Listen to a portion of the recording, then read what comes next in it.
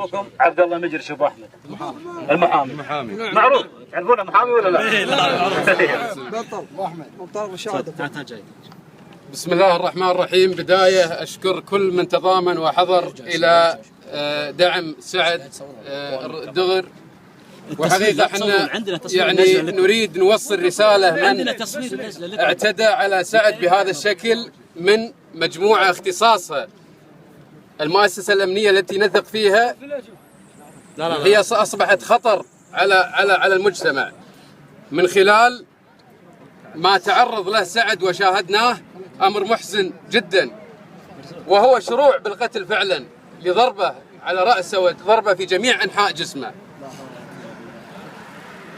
نأسف بأننا وصلنا إلى هذه المرحلة بالتعامل الغير إنساني ما تعرض له سعد الرشيدي. حنا جايين هنا نوصل رسالة لوزير الداخلية بأن يكشف من تعرض لسعد بهذه الطريقة المجرمة. نريد أن نكشف من قام بهذا الإجرام باتجاه سعد وضربه بجميع الاتجاهات وظلمه بهذا الشكل. نحن نحترم القانون ونخضع للقانون، ولكن لا نسمح بالتجاوز بهذا الشكل على ابننا سعد الرشيدي وجميع أبناء المعتقلين. اللي حاصل هذا خطر على المجتمع الكويتي. هؤلاء من تصرفوا بهذا الشكل مع سعد الرشيدي هذولا لا يقيموا ولا يعرفوا من المجتمع الكويتي بالشكل الصحيح. نحن لا نقبل الظلم بهذا الشكل، ولا نسمح بأن تهان كرامة سعد بهذا الشكل.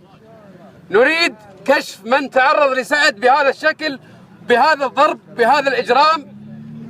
ونريد نكشف بأن هذه القيادات غير مؤتمنة على المجتمع الكويتي.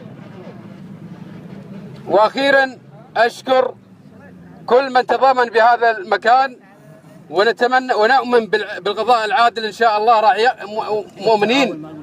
مؤمنين في براءة سعد إن شاء الله، ولكن نريد من وزير الداخلية بيكشف أسماء من تعرض لسعد وشروع بقتله. ونشكر المنظمين على هذا المكان، وشكرا.